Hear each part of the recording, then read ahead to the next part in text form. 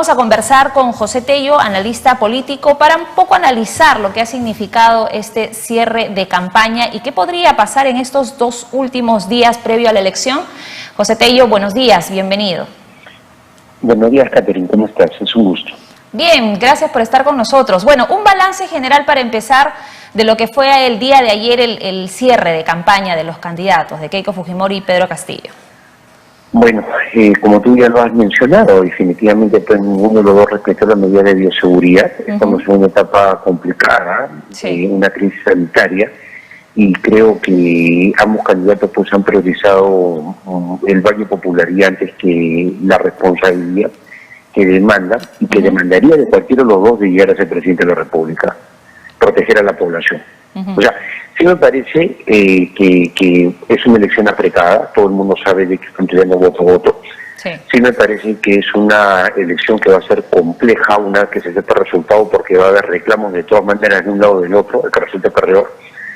Pero sí, también considero de que se han perdido muchas precauciones, se han obviado muchas formas, hemos caído en un nivel en el que ambos candidatos son populistas, están, digamos, diciéndole a la gente lo que la gente quiere escuchar. Así es. Ambos, o sea, no es que uno sí y otro no, ambos.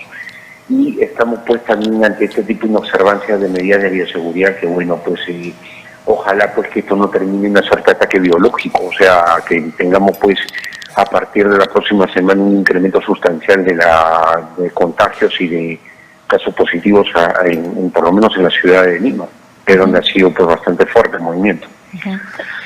Ahora, siempre se dice que la última semana es crucial, ¿no? Porque a pesar de que las encuestas dicten algo, cualquier cosa pues podría suceder, ¿no? Y estamos ahora a 2 días de las elecciones. ¿Qué ha cambiado en esta última semana de campaña? Si hacemos un paralelo con la campaña del año 2016, nada.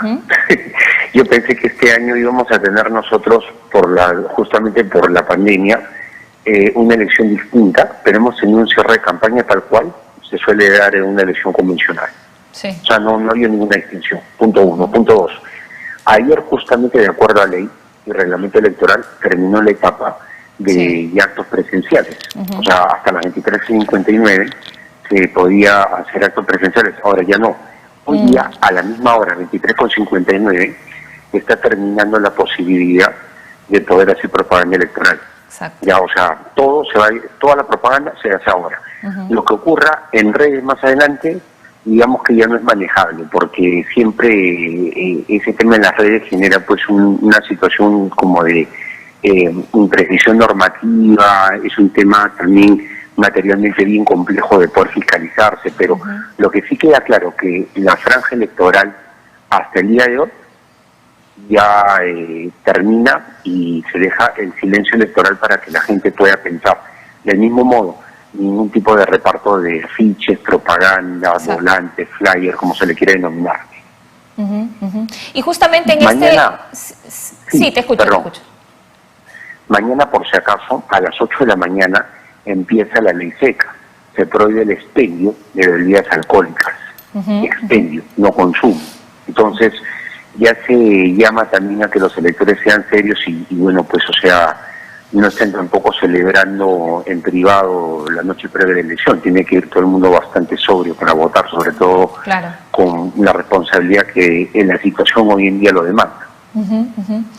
La responsabilidad que esto implica cobra mucha relevancia, ¿no? Digamos que estas elecciones están llamando mucho la atención, sobre todo por los extremos de cada candidato y por las propuestas tan distintas que tienen ambos.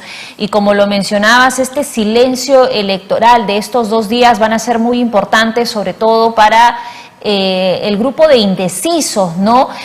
¿Crees tú que tanto el último debate del domingo como estos últimos días de campaña y el cierre propiamente dicho el día de ayer ha podido, digamos, un poquito aclarar el pensamiento de los indecisos para tomar una decisión de por quién votar? Sí, definitivamente, y eso se va a ver incluso hasta en la cola, porque es normal que eso ocurra. Y por otro lado, estamos viendo también algo que es bastante sui generis. Por ejemplo, haciendo un paralelo con las tres últimas elecciones, 2011, 2016, 2021, estamos viendo para esta elección particular movilización. O sea, se está haciendo movilización, por ejemplo, por el lado de Fuerza Popular del adulto mayor. Personas con más de 70 años que los están llevando a votar. Incluso hay un TikTok ahí de Jimmy Santi bastante bonito, ¿no? Pero están llamando a votar a toda la generación de los 70. Y bueno, o sea, de los nacidos en los años 50, digamos, ¿no? O sea, un poco el grupo etario, ¿no? Que fueron jóvenes entre los años 60 y 70, ¿no? Pero vamos a hacer un poco a eso. Eso no lo hemos visto en el 2016 y hacia el 2011 se dio algo parecido, pero no con la magnitud de ahora, porque recordemos que en el 2011 también hubo una polarización entre izquierda y derecha. O sea, en ese momento era Fuerza 2011, Keiko Fujimori, su primera elección a la que se presentaba, y Ollanta Humala con Gana Perú. Entonces, ahí también hubo un nivel de movilización entre izquierda y derecha, pero esta en particular está muy polarizada, o sea, es muy fuerte digamos, el nivel de conflictividad que hay entre ambas tendencias. Y además los antis, aparentemente, por lo menos el antifujimorismo, en su esencia más dura, ya ha cuajado, a diferencia del año 2011, en que se veía el antifujimorismo, pero el 2016 agarró ya la forma, y ahora en esta elección definitivamente es un antifujimorismo muy marcado, duro. Y tenemos también una figura que se denomina el anticomunismo, que en realidad Castillo es una propuesta socialista, o sea, no se puede hablar de comunismo, pero es una propuesta socialista radical, pero en el argot, digamos, o sea, cotidiano, coloquial, se habla pues de comunismo y se considera esto como anticomunismo, ¿no? O sea, es un tema de ahorita de posiciones y de polarización del país que ha llegado, yo creo, a un límite. Y sí, va a haber, por ejemplo, a ver, Catherine, por experiencia, mañana con el silencio electoral, mañana sábado, en los almuerzos familiares, desde el desayuno, almuerzos, cenas, vamos a ver nosotros a la familia hablando y ya tomando decisiones. Los indecisos ahí es cuando cambian. Ahí es cuando cambian, porque escuchan al tío, al abuelito, ¿me entiendes? O sea, empiezan a interactuar y ahí ya deciden el voto. Y otros, mucho más tardíos, en la misma cola. Entonces te digo, esto va a tener, yo creo, un tema de resolutivo interesante. Lo que sí me llama un poco la atención es el tema del ausentismo. Por ejemplo, en la primera vuelta tuvimos un ausentismo histórico de 29%. Si comparamos que el ausentismo típico es entre el 20 y 22%, ¿no? 21 por ahí, lo normal en cada proceso eleccionario. Ahora, por el nivel de movilización que se está dando, dada la polarización que acabo de resaltar hace un rato, yo sí creo que podría disminuir el ausentismo, podría darse ese caso, porque se ve mucho más convicción en ir a votar, justo por la polarización, lo vuelvo a reiterar. Exactamente, exactamente. Ahora, analizando un poco, digamos, los personajes que han podido sumar a ambos candidatos, ¿crees que el equipo técnico que los acompaña ha marcado una tendencia positiva o negativa, tanto para Pedro Castillo como para Keiko Fujimori? Yo creo que positiva para Keiko Fujimori, que se nota que ha sido convocante. Incluso me llamó mucho la atención en el debate técnico particularmente, que hacía un cuestionamiento que se le hace a Nano Guerra.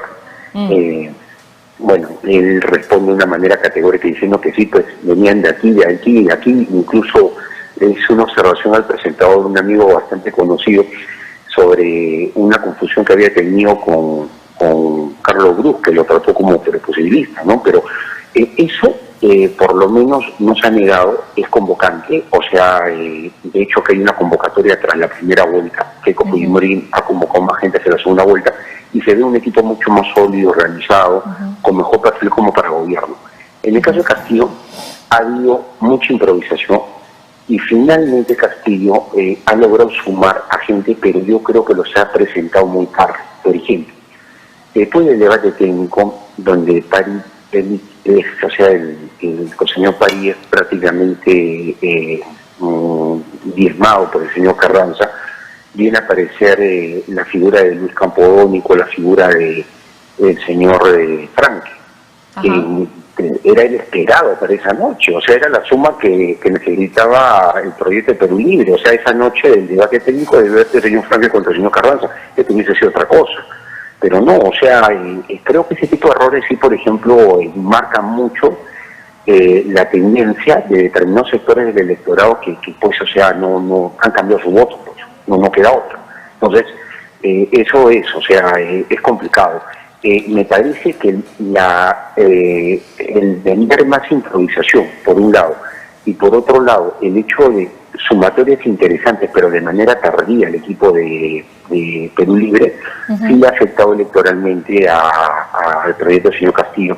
Que bueno, o sea, por último, o sea, de llegar a ser presidente, va a tener una labor importante de atemperar su discurso para convocar justamente cuadros técnicos que lo puedan ayudar a manejar el país, porque entendamos una cosa, ahorita con posiciones radicales de uno y otro lado, es muy complicado hablar de ya gobierno. Eso se va a saber a partir del 7 de junio, o sea, o mejor dicho, después del flash del día 6 de junio y ya el día 7, que es un nuevo día.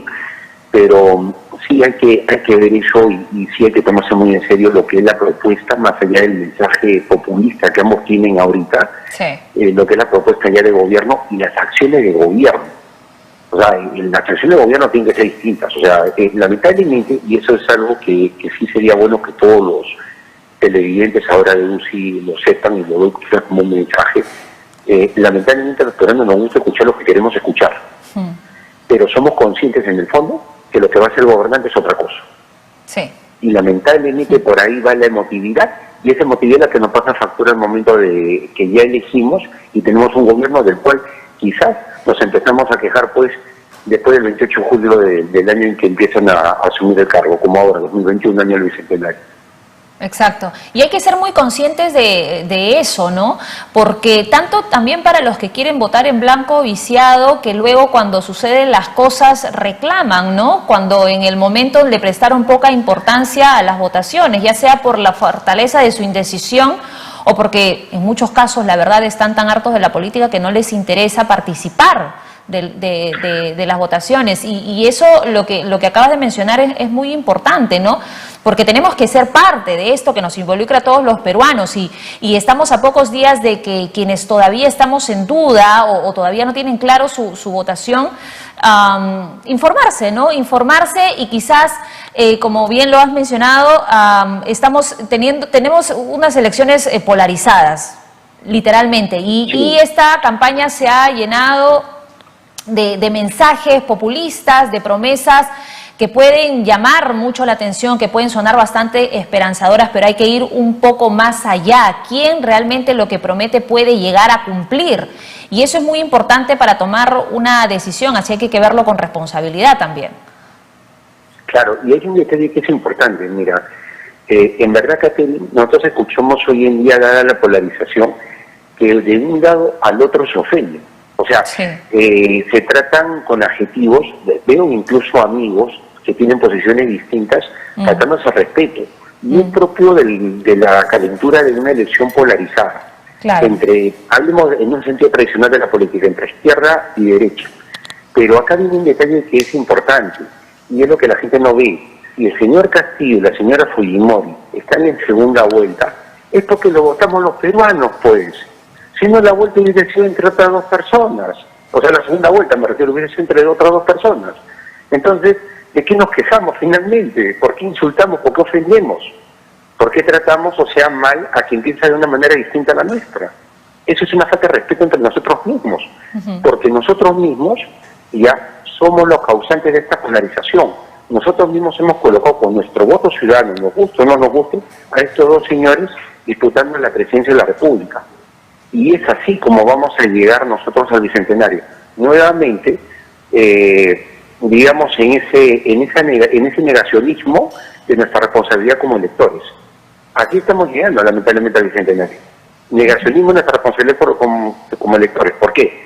Porque a la hora en que estamos en una segunda vuelta, en algunos casos, por la polarización o porque simplemente los candidatos no nos agradan, no reconocemos que ellos son los que van a conducir el futuro del país en los próximos 5 años, cualquiera de los dos. Sí. Y acá hay un detalle importante, es el hecho de que ninguna ley, ninguna reforma electoral, nada va a sustituir a un elector responsable. Acá muchas veces nosotros caemos en el facilismo como ciudadanos, en que van a haber o deberían haber normas que impidan que postulen uno u otro tipo de candidatos. Y eso es una falacia.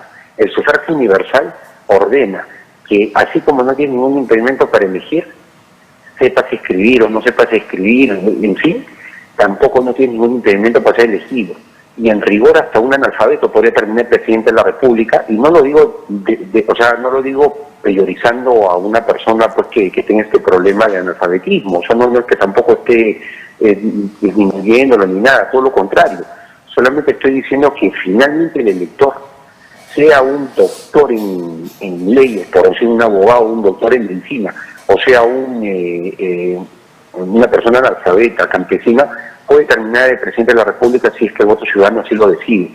La cuestión acá es la responsabilidad del elector si le da o no el voto, nada más. Y ese es un punto negacionista para nosotros como electores en general. No somos responsables, nos falta ser más ciudadanos que habitantes en este país. Recojo un poco la frase que decía el doctor Hugo Civina, trabajé con él en una época en el Jurado Nacional de Elecciones, así que él decía que el Perú tenía un gran problema. Hay más habitantes que ciudadanos, y no le faltaba razón. Ahora, para finalizar, ¿qué significaría para el Perú un presidente como Pedro Castillo, ¿no? Un maestro rural socialista de izquierda? ¿Y qué significaría para el Perú una presidenta como Keiko Fujimori, una derechista que encarna el fujimorismo y que además sería pues la primera mujer presidenta en el Perú? Hay que ponernos en los dos escenarios, ¿no? ¿Qué percepción tendría usted sobre cualquiera de los dos hechos? A ver, me quedo con algo en ambos candidatos, como un denominador. No me garantiza ser democráticos, ni uno ni el otro. A mí me da en ambos el temor al autoritarismo. En ambos, o sea, no siento que tengan, un compromiso democrático, siento también algunas actitudes autoritarias en ambos candidatos. Entonces, acá yo veo como un denominador ese tema que espero de llegar a la presidencia, porque uno lo va a llegar a ser presidente, se supere. Porque lo que necesitamos acá en el país, más que nunca, consolidar esta democracia que tenemos, que de acuerdo a una definición politológica es una democracia imperfecta, es bastante en desarrollo todavía, con bajos niveles de institucionalidad, pero yo creo que si fortalecemos, va bien. Si el señor Castillo ya sea presidente y se comporta como un demócrata y fortalece instituciones y deja el gobierno del 2026, creo que hemos avanzado como país. Igual con la señora Fujimori, que tiene la mochila del gobierno autoritario de su padre en los años 90. Dicho sea de paso, desestructuró el tejido social peruano, afectó a los partidos, a los gremios, colegios profesionales. Entonces ahora toca quizás a su hija tener la responsabilidad de, si el voto la asiste, el voto ciudadano, y es electa presidenta, la primera presidenta de la República, le toca pues cambiar esa imagen y verdaderamente fortalecer institucionalidad, porque finalmente acá no importa que sea Fujimori o Castillo, el Estado es uno solo, la institución es una sola. El gobernante es circunstancial, es temporal. Quedan las instituciones y las personas pasan. Y eso es lo que se tiene que ver en el Perú, proyección a futuro, porque la sociedad necesita liderazgo claro y un Estado fuerte, sólido, institucionalizado, y líderes que sepan entender que no llegan a refundar el país.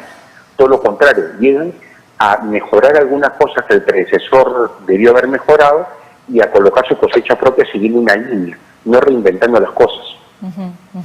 Así es. Bueno, vamos a estar al tanto de lo que suceda en estos próximos 2 días y el día central, por supuesto, que es el domingo, y más que seguro lo estaremos convocando para el análisis de la jornada. Muchas gracias.